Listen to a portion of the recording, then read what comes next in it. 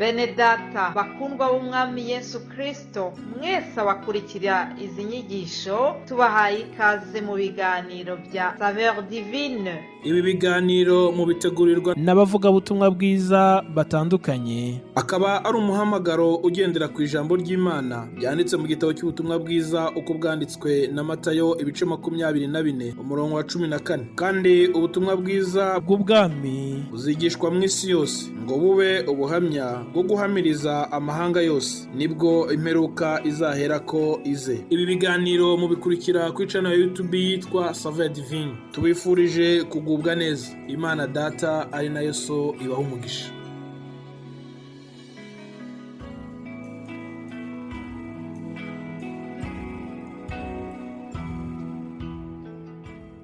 Yesu Kristo nashimwe. Bene data, nshuti bakunzi ba Saveur Divine, mbahaye ikaze mwese muri iki kiganiro cyacu cy'uyu munsi. Ngiye ukibagezaho nitwa Eric Nzamwita, ndibwira ko benshi tumenyeranye. Ndagira ngo nse nunganira cyangwa se nanjye nufatikanya na bene data. Tumaze iminsi ku murongo wa 33 wo mu butumwa bwiza bwa Yesu Kristo uko bwanditswe na Matayo ibice byaho ni 6 umurongo wa 33. Haravuga ngo ahubwo mubanze mushake ubwami bw'Imana no gukiranuka kwayo, nibwo n'ibindi byose muzabyongererwa. Imana yacu ishimwe cyane. Ndagira ngo mbere ko nakomeza nongereho undi murongo tuza kwifashisha uri mu Efeso ibice byaho 5 umurongo wa 10. Nawo ntabwo uri kure y'uyu nguyu tumaze gusoma. Uravuga ngo mushakashake uko mwamenya ibyo umwami Imana ashima, ngo ntimukifatikanye n'imirimo yabo umwijima itagira umumaro, ahubwo muyihane. Imana yacu ishimwe cyane.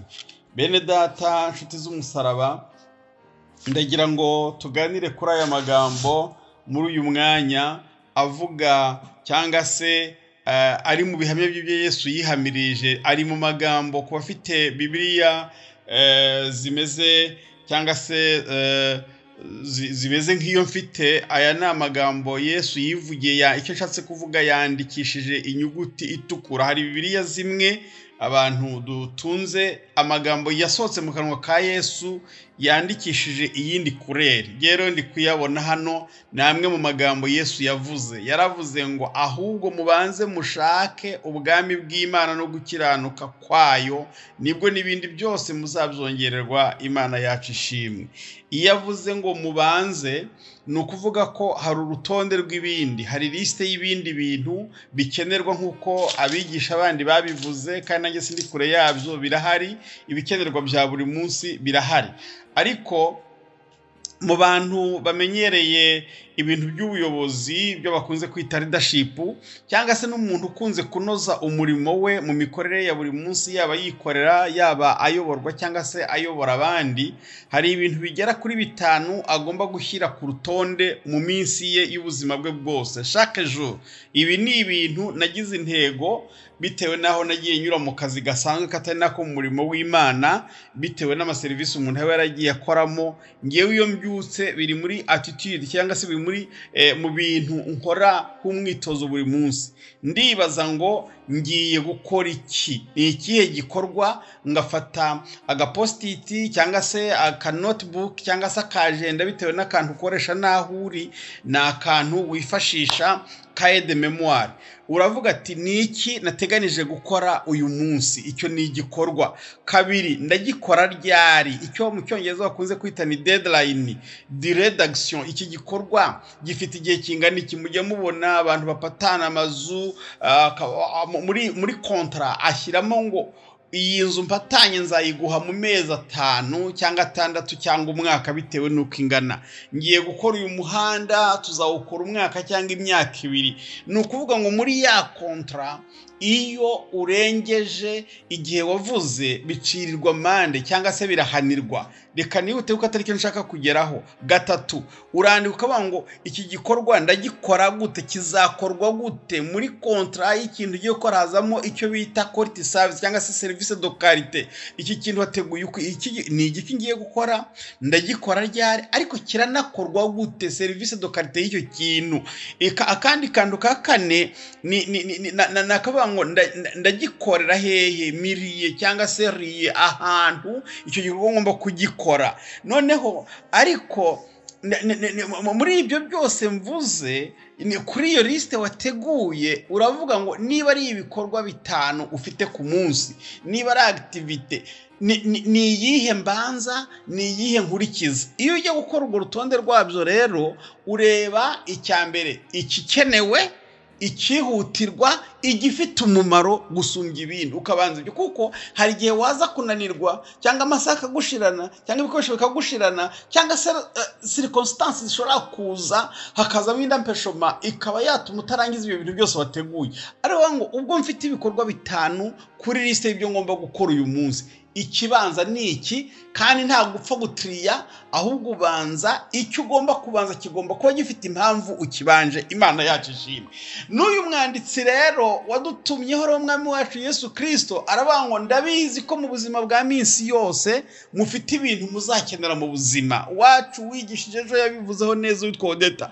Tukenera kwambara, dukenera kurya, dukenera kugenda, tuzakenera aho kuba. Izo ni inzu, n'amamodokari, n'amashuri, n'amadiplome, n'abana, n'umugore, n'umugabo, n'imiryango, bya bindi byose dukenera mwa minsi yose. Ariko Yesu avuga ngo nibyo ndabizi ko mubikeneye kandi byashyizweho nawe, uko biratubwiraniza ngo nta cyaremwe mu isi kitaremwe nawe. Ibintu byose no byaremwe n'umwami wacu Yesu Kristo. Ariko agiye kutwandikira abinyuza mu kanwa k'uyu mukozi w'Imana Mathieu, aravuga ngo muri ibyo byose, mbere yo gusenga iminsi 5 usengera umugore, mbere yo gusenga iminsi 7 usengera umugabo, mbere yo gusenga usengera inzu, mbere yo gusengera imodokari, mbere yo gusengera urushako n'abana, mbere yo gusengera ibintu byose ukenera no mwisi. Kuko bene data ndagira mabwire ngo ibi bintu byose tubona, uhereye ku byo turya, ku byo twambara, ku modokari tugendamo, kwizi ndege tugendamo,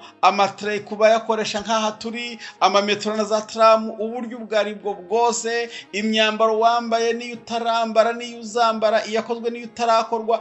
Ibi bintu byose ku masoko birahari ku masoko. Kandi ikintu kinababaje nawe birahibanga, bimwe bisimbura ibindi, ugura ikintu wabonaga kihitinga. Bene data, imyaka ingahe ukajya kubona kibona tuye mu mujyi wa Kigali hakaba hari inzu yari iriho muri za 1980 na kangahe, warayubatse muri modeli zigezweho, uyu munsi ukaba utanayinjiramo, nawe ubwawe ukaba ari ufata icyemezo cyo kuyisenyera kubera kubona yaba nk'igikoni. Nshatse kubabwira ngo ibintu biri mu isi byose bihorana ibi bisimbura, kandi nabyo birasaza kuko ntibihoraho. Ariko nubwo bidahoraho, ibi bisimbura biraboneka ku masoko. Yesu ramaze kubyitegereza adutumaho uyu mukozi w'Imana, aravuga ngo muri ibyo byose mukeneye, Imana yacu ishimwe, ngo mubanze mushake ubwami bw'Imana no gukiranuka, ibyo bindi byose mukeneye muzabyongererwa. Hari icy'ingenzi rero tugomba gushaka tukakigira number 1, ni ugushaka ubwami bw'Imana. Hano mu Efeso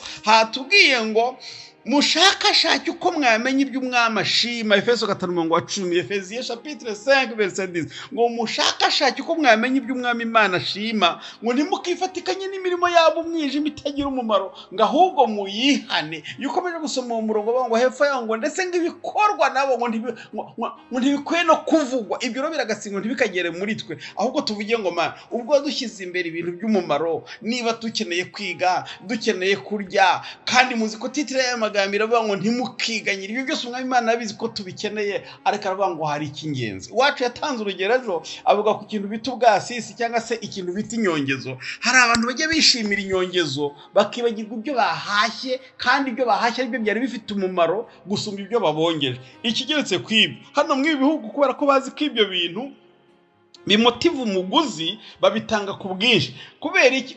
Hantu wagiye bakaguha akandi kantu karenze ku byo waguze, iteka ryose ugiye gutekereza marishe ujya hahandi baguhaye ka kantu. Ni akantu gasitimira, ni akantu kamotiva umuntu, ariko ako kantu kaba gafite agaciro gake par raporo y'ibintu watanzeho ikiguzi. Yesu rero yavuze ngo ibifite umumaro ni ubwami bw'Imana. Bene data, ndagira ngo mbabwire ngo uyu murongo muwandike ku nkingi z'imitima yanyu, muvuge ngo nubwo mfite ibindi binshi nkeneye, nubwo mfite ibindi nakwifuza, ariko icy'ingenzi nakagombye kubanza ni ubwami bw'Imana. Mana Data wa twese, tugusabye imbaraga, tugusabye ubwenge, tugusabye amaso areba, kugira ngo uduhishurire icyo tugomba kubanza, tumenye uburyo tugomba kugikora, aho tugomba kugikora, uburyo tugomba kugikora, kandi gifite karite, dutunge agakiza, dutunge ubwami bwe mu mitima yacu, uture muri twe, ugendere muri twe, ukorere muri twe, uhindure ubuzima bwacu n'ubugingo bwacu. Tubyambaje gutyo, tubyizeye gutyo, ubwa Yesu Kristo umwami n'umukiza wacu urakoze. Amen.